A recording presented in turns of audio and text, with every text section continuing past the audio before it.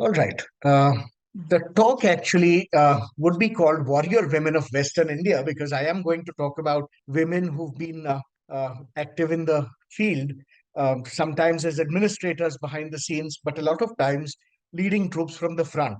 And this all started a couple of months ago when I was translating a passage from a book called the Futuh Salatin, written by Isami, Abdul Malik Isami, around 1350. It's one of the first Persian texts that deals extensively with the Deccan. It was written under the patronage of the first Bahmani Sultan, who came to power in 1349. The book has 12,000 verses, and it was written within 5 months of it being commissioned. Modeled on Firdausi's Shahnama, it's also known as the Shahnama-e-Hind. And I came across a very big passage in which the author described Alauddin Khilji's first expedition to the Deccan, and in particular to Devgiri, later to be called Daulatabad, where he encountered two warrior women. And it really caught my eye because it talked of two women fighting like the troops had never seen. And this is the actual passage is very long. I have an extract which is also fairly long, which I will read because it's quite telling. Uh, I've heard that two women of that place were strong and skilled at war. They heard that Turks had overrun the border, and they both went to Kanha for assistance. Kanha here refers to a chieftain, a vassal of Ramchandra Yadav of Devgiri, who's on the border and who notices that these Turks have come in large numbers. So each had plenty of soldiers following them and so on. And then they talk of these two lionesses who are fighting on behalf of Kanha. And, uh, you know, these two courageous Hindu women, sometimes it can be translated as women from the land called Hind. Sometimes it could really be Hindu, though the term is not in vogue at that time. It really means Indian women in this period. Those two courageous Indian women became ferocious like lionesses and they attacked the Turks, and they say that such force never comes from the people of Hind. They've never seen fighting like this, and they do not expect it certainly from these two women. And again, there's a big passage where they talk of the two brave women of Hind really standing their ground, uh, fighting everybody, and eventually they get defeated. They're taken to Gurhasp. Gurshasp actually is Alauddin Khilji, his name before he gets crowned. And he says, strange are women of Hind, they do not turn away from the lion conquerors, which is referring to his own troops. What do I know of the men of this land? How will they fight us at the time? He really talks of, uh, it really talks volumes of the admiration he has for the women warriors that he has seen. Which incidentally is also the first Persian text in which the word Maratha is used for inhabitants of the Deccan. But in any case, there are no such fighting accounts of women from other provinces, though we know that the Khiljis and the Tughlaqs expanded their empire across the whole subcontinent. Women clearly in the Deccan, uh, without a bad pun, were calling the shots in this period in the 13th and 14th centuries. But this seems to have continued under the Bahmanis as well, who succeeded the Khiljis and the Tughlaqs in the Deccan. In fact, they were commanders of the Tughlaqs, and they rebelled in 1347 and in 1349. Founded the Bahmani dynasty. And there was a bilingual inscription from Bidar in Persian and Sanskrit that I had seen some years ago, and I used for an essay, which also talked of a certain kind of soft women's power. And it's one of the many inscriptions that indicate the patronage of buildings by women in the Bahmani Sultanate. The Persian portion of the inscription starts with an invocation to God, which is a convention for almost any inscription in this period, and then mentions the patron of the well, Bibi Shehnaz, who is the wife of Ahmad Shah Bahmani I and mother of Mahmud Khan. Uh, the Sanskrit part, which is certainly more substantial, contains all the above information in Persian, but also makes note of the gardens around the well. And there are several of these inscriptions, many of them bilingual, which talk of women being powerful patrons, certainly having the power and the means to fund such building projects. This is not limited to the Deccan. You also find it in Gujarat. And in Gujarat, you see it with the Gujarat Chalukyas, for one, also known as the Solankis of Gujarat. and then immediately followed by the Muzaffarids or the Gujarat Sultanate.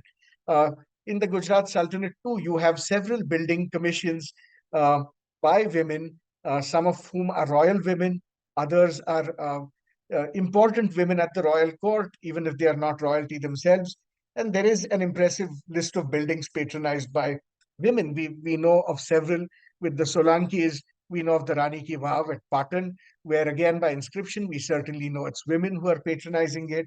And in Ahmedabad, I mean, you have Bai uh, Rani Rupmati's mosque, Rani Sabrai's mosque, and also Bai Hari's Stepwell mosque and tomb, all set in the same complex. And so, again, the whole of Western India seems to have a long tradition of women being patrons.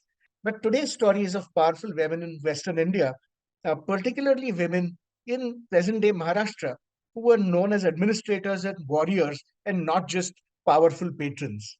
And perhaps the story does begin with the Satavahanas, since the Satavahanas, we have seen that the Western Deccan has had a very prominent role for women.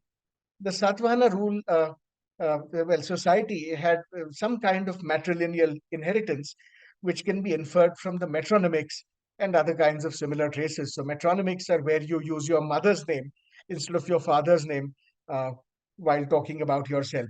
In North India, in Central India, Gupta and post Gupta kings are always represented as devoted to the feet of the father. But Satvahana king, Gautami Putra Shatkarni, is described as one who rendered uninterrupted services to his mother. It is significant that Gautami Putra Shatkarni, Vashishti Putra Pulamavi, Vashishti Putra Satkarni, Gautami Putra Shri Vijay Satkarni, there are several of these, Gautami Putra Shri Yajna Shatkarni, do not mention their fathers' names at all. As the historian Arish Sharma had noted, this was in sharp contrast to Gupta practice in North India, where princes made it a point to mention their father's name, uh, also describe their father's exploits, real or imaginary, with some kind of gusto. He went on to say that the stratigraphical position in which the coins of Vashishtiputra, uh, uh, Viliva Yakura, Madhariputra, Shivalakura, and so on have been found in Brahmapuri, which is by modern Kolhapur, leaves no doubt that matriarchal practices prevailed in the Deccan even before the advent of the Satavahanas. But certainly for 2000 years, we have a written record of how women were incredibly important. Uh, Again, metronymics were also common amongst the common people, not just with royalty. And we see this at Sanchi Stupa, where the Satavahanas, build gates and make additions, and you have inscriptions in which the foreman of the artisans also uh, talks of his mother while mentioning himself. The next rulers in the Deccan, of course, are the Vakatakas, who form a marital alliance with the Gupta Empire. The Guptas never go down south, and that's because the Vakatakas are their allies. And here you have a powerful queen who has her origins in central or north India. Uh, Prabhavati Gupta, the daughter of the Gupta king Chandragupta II, uh, uh, really rules the Vakataka dynasty as a regent from about 390 to 410 CE. Uh, and we know this from several inscriptions. She's very active. And then she, of course, remains active even afterwards. And we know this from a grant she made in the 19th year of the reign of her son, Pravrasena, uh, where she is called mother of the illustrious Maharajas Damodar Sena and Pravrasena. And of course, she still captures imagination in a big way. There are excavations, there are all kinds of things uh, found about her in recent times as well. We do know of several Chalukya, Rashtrakuta, and Yadava queens, but nothing of their administrative or military exploits. We know them as powerful patrons. We also know them as being independent. The Yadava queens, for examples, would often patronize Jainism independent of their husband's leanings. So the king, like Ramchandra, might be completely in favor of a kind of revived Hinduism, particularly under the advice of his minister Hemad Pant, but his wife would be a very keen supporter of Jainism in this period. But again, this is not a period from where we know of warrior women or women taking the lead in any kind of way. That really begins uh, with those two women who are encountered by Alauddin Khilji as he comes down to the south and he has to fight them. But the next dynasty of interest to us are the Nizam Shahs of Ahmednagar, particularly their third ruler, Hussein Nizam Shah, who comes to the throne in 1553 and dies sometime around 1565. So, not a very long rule, but what he is best known for is leading at the Battle of Talikota the charge of the joint Sultanate armies, in which Vijayanagar will finally be completely vanquished. And Hussein Nizam Shah commissions a number of paintings. This is a painting probably from the period when he ascended the throne. He's shown very young. There are other paintings and drawings of him, uh, but what he is best known for, of course, is the manuscript at the Bharat Itihas Samshadak Mandal called the Kitab-e-Tarif-e Hussein Shah Badshah Deccan. Uh, it's an illustrated manuscript that accompanies the Masnavi written by a poet called Aftabi, commissioned in the sometime in the middle of the seventh decade of the 16th century. These are the only paintings from Ahmednagar or indeed the Deccan which appear in the context of a codex of a book. Uh, some of the verses are left incomplete, and the lack of mention of the king's death suggests that it was commissioned in his lifetime and probably not completed uh, when he died. Uh, the paintings inside, there are six paintings of war and six of peace, and the peacetime paintings very unusually show the queen, though in this case the queen has been scraped off. And I'll tell you why it happened. She was scraped off and painted over with thick washes, though it's possible to make out the outline of the queen. Uh, these poses of the king and queen sitting together are also very Indic in their origin, certainly not connected with West Asian techniques of painting. The foot being upturned is very reminiscent of various kinds of sculptures you might see in medieval India, not something that you see commonly with Islamic painting, because showing the soles of your foot is supposed to be um, really, insulting to an audience. But what you have is the king and queen sitting together in some kind of amorous pose, and the queen has been completely scraped off. It's speculated that her images were ordered to be erased upon the accession to the throne by her son, the young Prince Murtaza. So, after the Battle of Talikota, within uh, some months, Hussein Nizam Shah dies, and his son is too young to rule, and therefore the queen, Khunzada Humayun, uh, or Khunza Humayun, takes over and rules on his behalf. Eventually, in a few years, he will want to have power for himself, and he will have her deposed and take over the reins by 1570s. But there's a period of 4 or 5 years when she is effectively the ruler of the Nizam Shahi state. And again, you see several of these paintings where the queen was originally painted in and she's been scraped off. And this was probably done by her son uh, as an act of vengeance, because he did not want her to be the regent. He really wanted to succeed his father quite immediately. There is one painting, of course, when the painting of the queen survives because it's not recognized as her, as she's not shown with the king. And this is a painting where we suspect that the lady in the middle who's touching the tree as it blossoms is going to be Khunzada Humayun.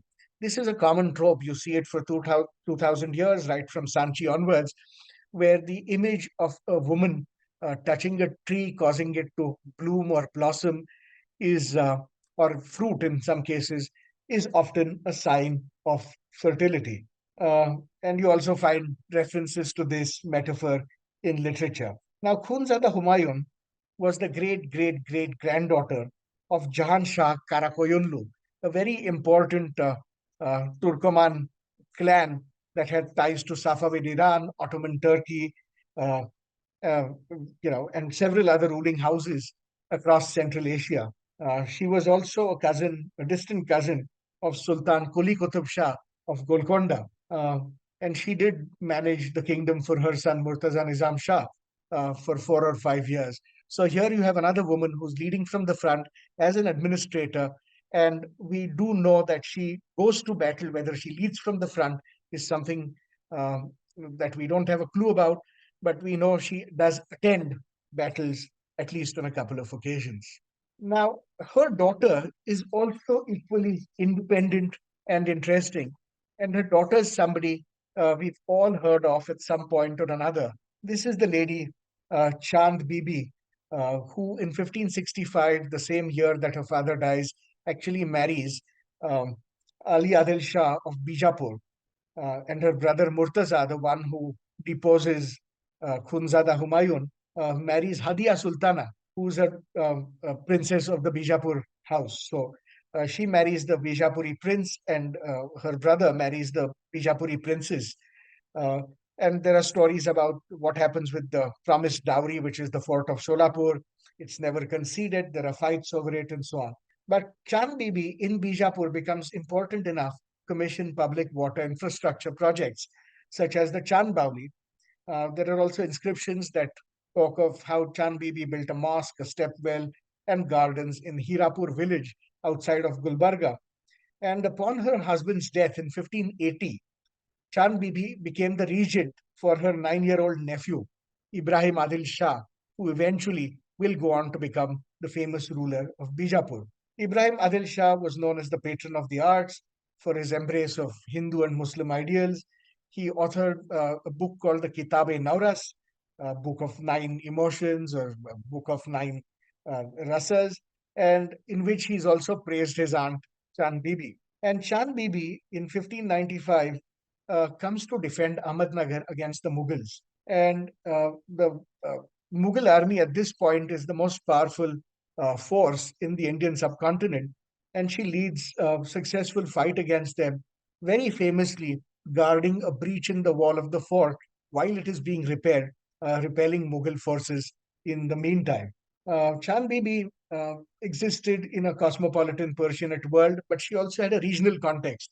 Uh, her role at the helm of state politics was recorded by several of her contemporaries. So we know Firishta, we know of Rafiuddin Shirazi, we know of Tabatabai, and also the Portuguese who write about her.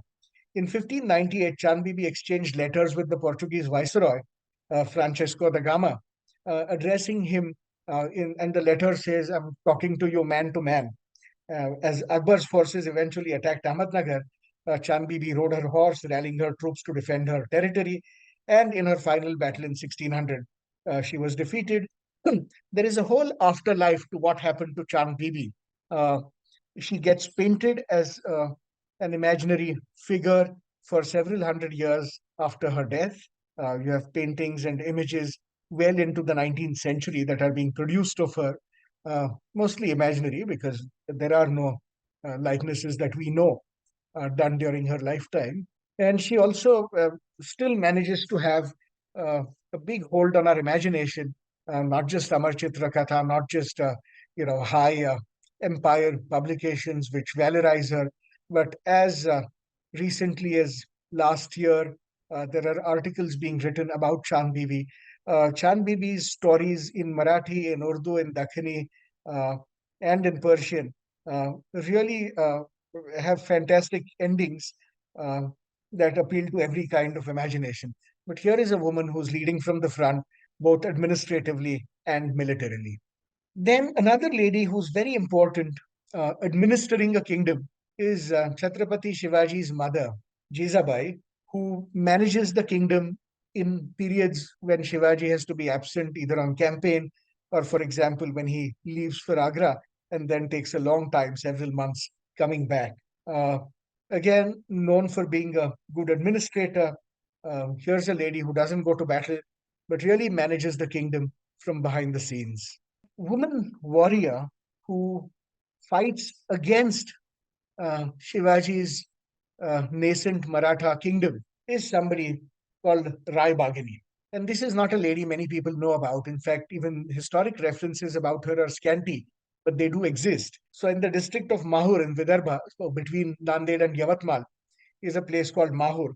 And there you had a family called the Raja Udaram Deshmukh family, who were appointed as Deshmukhs of the place since the days of Akbar. They served in several campaigns, including Mughal campaigns against the Nizam Shahs. And Raja Jagjivan Rao of this family fought on behalf of Aurangzeb in the succession battle uh, of, about 8 miles from Agra. Uh, um, and he died in battle, though Aurangzeb did become emperor because of it. And so the mother of Jagjivan Rao, Rai Bagani, was given this title of Rai Bagani and Pandita by Aurangzeb by Farman. Uh, so he sent her a letter informing her of the death of her son and asked her to look after the family watan and manage her troops. And her son, who was a minor, of course, could not rule, and so she started acting as a regent. She took charge of the fief and of the army, and eventually she is honored by Aurangzeb.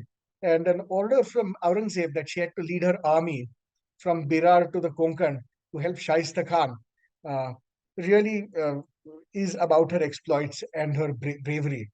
And she actually managed a court rank of 5,000 with 3,000 horse and 2,000 infantry. And this really is a very unique instance. And her deeds of valor have also been recorded by her enemies, in this case, the Marathas, in this text called the Shiva Bharata, which is a contemporary Sanskrit poem. Of course, she does appear in several Persian sources as well. And being Sanskrit, of course, Rai Bagani is Sanskritized to Raja Vyagri in this text.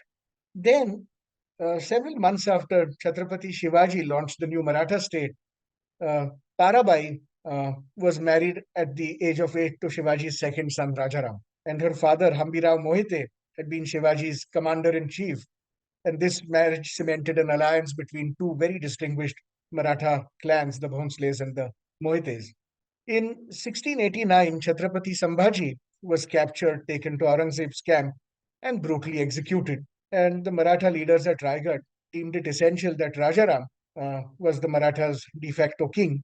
But his life was in danger, so they asked him to kind of escape, abandon Raigad, and escape to Panhala. So in August 1689, they go to Panhala along with Tarabai.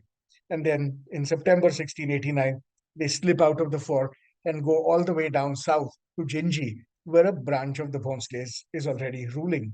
And Tarabai returned to Maharashtra after her long exile in 1700, seating her son on the throne and adorning him with symbols of royalty.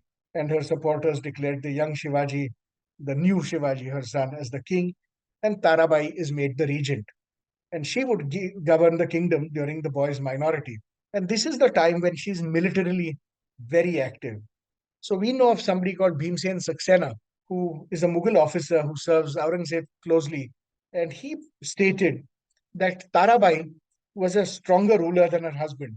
He said that after Rajaram's death, Tarabai became all in all and regulated things so that not a single Maratha leader acted without her order. Similarly, Khaki Khan, the Mughal chronicler, said she won the hearts of her officers. And for all the struggles and schemes, the campaigns and sieges of Aurangzeb, the power of the Marathas increased day by day. And so from 1700, the revival of the Marathas really is something uh, that is so dependent on this queen, Tarabai. Between 1700 and 1707, he single handedly directed the Marathas' defense against the armies of Aurangzeb. Uh, and she also did things that the Peshwas would do much later. In 1700, she sent 50,000 troops in the to the north, in fact, to conquer Chanderi in northwestern Madhya Pradesh. In 1702, she invaded Maharashtra's northern and eastern borders, so Khandesh, Birar, and parts of Telangana today. In 1703, she attacked urban centers in Khandesh and Malwa, like Ujjain, Burhanpur, Mandu, and so on. And in 1706, her generals struck cities in Gujarat and Khandesh, uh, looting Baroda and Burhanpur. Uh, and so, a policy that would continue in the middle of the 18th century, which is the Marathas would uh, try and take over Mughal revenue provinces in the north, was something really initiated by Tarabai. Of course, her life ends very differently because in 1714, in 1707, Shahu is released from the imperial camp after Aurangzeb's death. He comes back and stakes a claim to the throne. There is a small civil war in which eventually uh, Shahu will win. Uh, Mother and son, Tarabai and her son, from 1714, became targets of a palace coup, and she remained in prison for 16 years after that. Her son died while she was in prison, but she stayed on till 1730. And then for 18 more years, she's under house arrest in Satara. Uh, Eventually, she does go and set up what becomes the Karveer state or the princely state of Kolhapur much later. Uh, but again, she's active administratively in this period, not militarily. And two ladies that we could talk about, though their exploits are really not so much in the Deccan or in Western India, are Ahilyabai Holkar and Rani Laxmibai of Jhansi. Uh, both of them do have family ties in the Western Deccan. Again, they are independent. They carry on various kinds of activities. Rani Lakshmibai is best known uh, for her exploits in the battlefield. Uh, he, of course, grows up with people like uh, Nana Sahib, who's Bajirao II's adopted son, who loses the Peshwa estate because of the doctrine of lapse that the British use, and she herself has to fight for her kingdom because the British will not accept her son as the rightful heir to Jhansi. She's married into the Maharaja family of Jhansi, but her son is not accepted by the British as a legal successor, and therefore she decides to join in with the 1857 rebellion, as does Nana Sahib, Tatya Tope, and a bunch of other leaders. We know that her upbringing is with several of these people who are active in the 1857 um, um, rebellion. And from an early age, part of her training was martial. And so she's used to riding, she's used to using weapons, and so on. And she carries into battle her son, uh, Damodar, which is very reminiscent of what Rai Bagin also used to do. Famously, she used to carry her son to battle everywhere she went. Uh, and so I'll end the slideshow right here and really say this is quite unique. You don't see this kind of rise of women in, in medieval and early modern states to this extent anywhere in India, where queens always seem to be powerful. Very often they use the pretext of being regents for their children as a means of getting to power. They seem to be very able administrators. Many of them are actually fighting women, something again you don't see uh, everywhere. Uh, Vaidehi, the book that you're asking for is called the Futuh Salatin. Uh, it's by an author called Abdul Malik Isami, and there is a translation, not a translation, but a transcription, a critical edition done by a lady called Usha in the 1950s, I think. Uh, there was a translation done by a gentleman called Mehdi long ago, but that has been out of print and unavailable for a very long time. Uh, in any case, you do not have this kind of mass of women warriors, uh, women fighters. Uh, Again, and let me just open the chat box. I see several questions. What about Rani Kittur Chennamma? Again, I mean, this is Western India again. This is really happening in the Deccan. You don't see it in most places.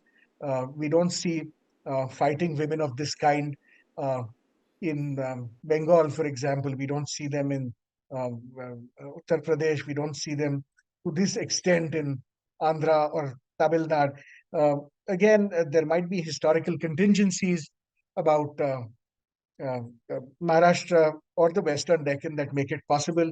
It might be a kind of continuous legacy of the Satavahanas, which persists in some way, being a matrilineal society. I'm sure there are several important people uh, whom I've missed, and again, uh,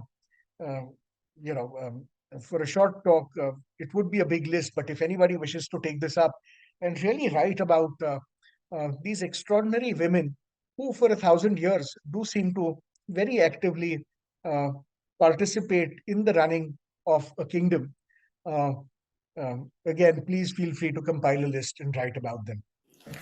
Thank you.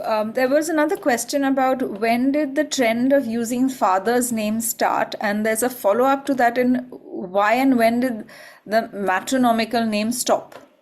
So I guess it's one after the other.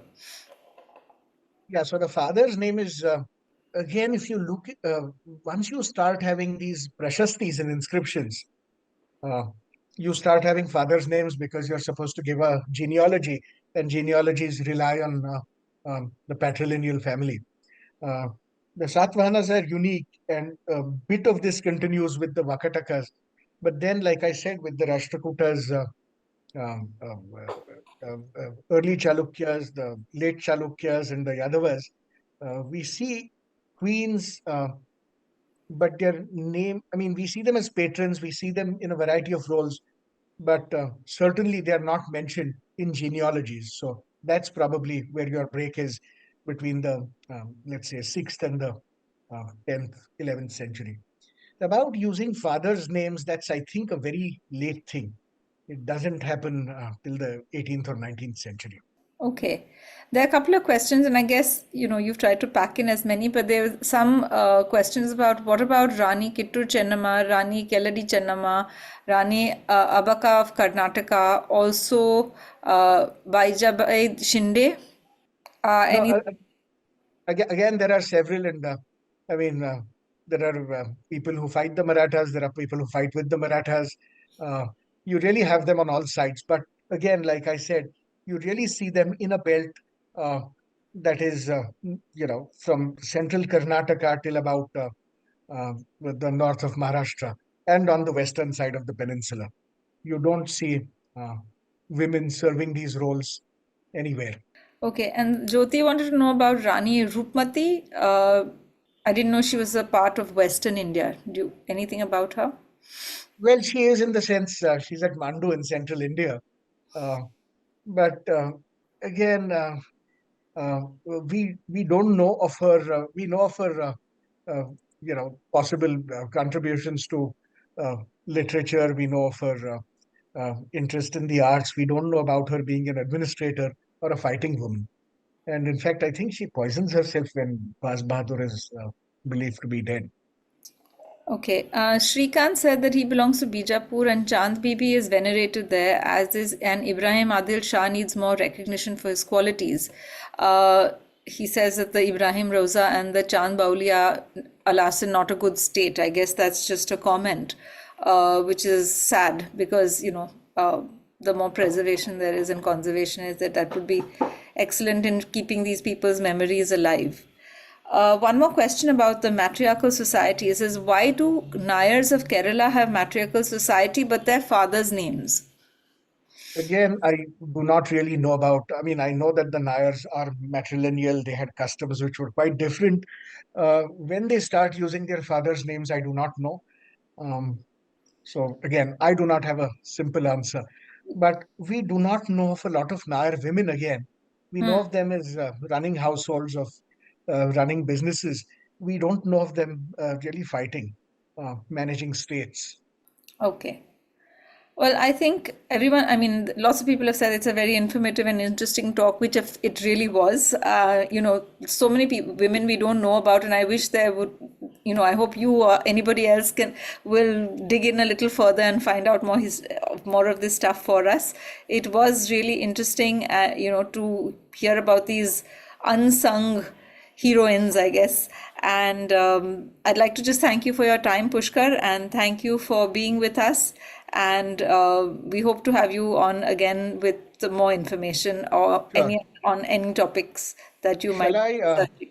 just post right here Yeah, uh, the essay by Sarah, uh, yes, I think whatever? there was also a request for the name of the book again. Yes, I'll give you that too. And here is an essay that everybody might enjoy Sure. about Chan Bibi. Oh, And lovely. again, to see that. this is not about any kind of boundaries of religion. This is really a regional phenomenon. It's Mm-hmm. not about ethnicity. It's not about religion. It's not about a lot of things. Um, Something in this region provides a social atmosphere uh, for women to play a very active role. Hmm. Now, let me just type in the name of the uh, book which Thank people were you. asking. Yes, yes. I think everyone is very interested in that. And thank you for putting the article as well. Uh, if you'd like to download that while the talk is still on, please click the link.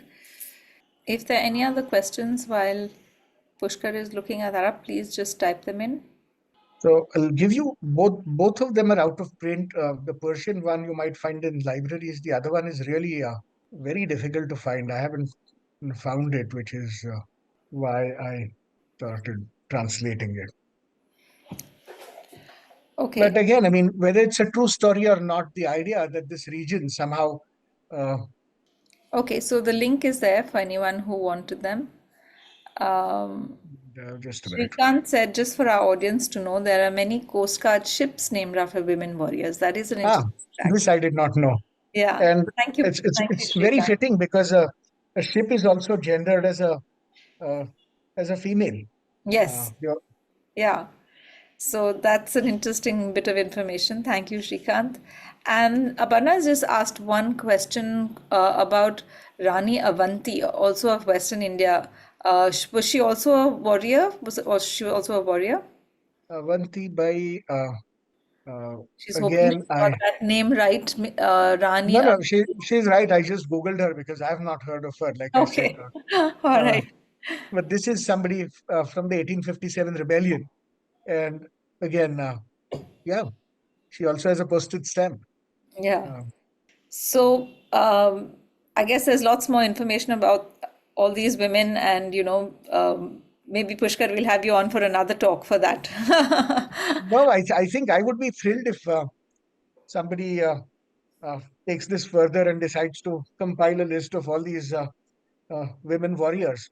Yes, that would be wonderful. Anyway, thank you to the audience for joining us today, and thank you again, Pushkar, for your time. And we look forward to hosting you again in the future. Thank you, everybody else. Good night.